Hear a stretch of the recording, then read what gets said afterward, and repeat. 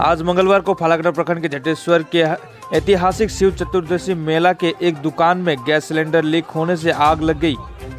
मेले में लगी आग से क्षेत्र में हड़कंप मच गया। बाद में मेला समिति के सदस्यों द्वारा और दर्शकों और साथ ही जटेश्वर पुलिस की मदद से आग पर काबू पाया गया। हालांकि किसी के हताहत होने की कोई सूचना अभी तक प्राप्त नहीं हुई है। जटेश्वर से रंजित रॉय का रिपोर्ट, डूअर्स तक।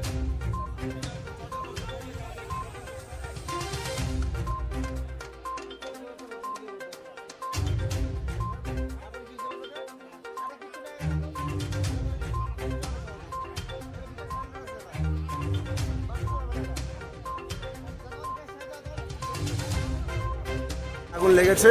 ওই দোকানদার হয়তো উনি দোকানের ভিতরে কোনো কিছু করছিল, হঠাৎ করে আগুন লেগেছে। সঙ্গে সঙ্গে আমাদের মেলা কমিটি থেকে আমাদের অনেক এস্টিমেশন আমাদের আনা আছে আর কি। আগুন লাগলে আমরা সঙ্গে সঙ্গে যে ব্যবস্থা ওটা দিয়ে আমরা নিভিয়ে দিয়েছি। কোনো কিছু হয়নি, কোনো ঘটনা কোনো কিছু ঘটেনি। এবার দেখুন সব কিছু তো আবার আমাদের থাকে না। এবার আমরা সব দিকে তৈরি আছি। এই মেলার আমাদের বিগত বছরগুলো যেভাবে ঠিকঠাক ছিল, আমরা আসলে বাবা শিব ঠাকুরের আশীর্বাদ রয়েছে আমাদের মেলার উপরে।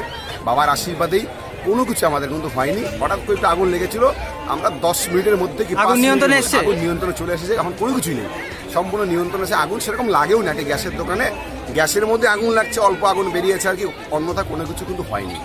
আপনার নাম পরিচয়? আমার নাম দেবজিৎ পাল, আমি জটেশ্বর শিব মন্দির কমিটির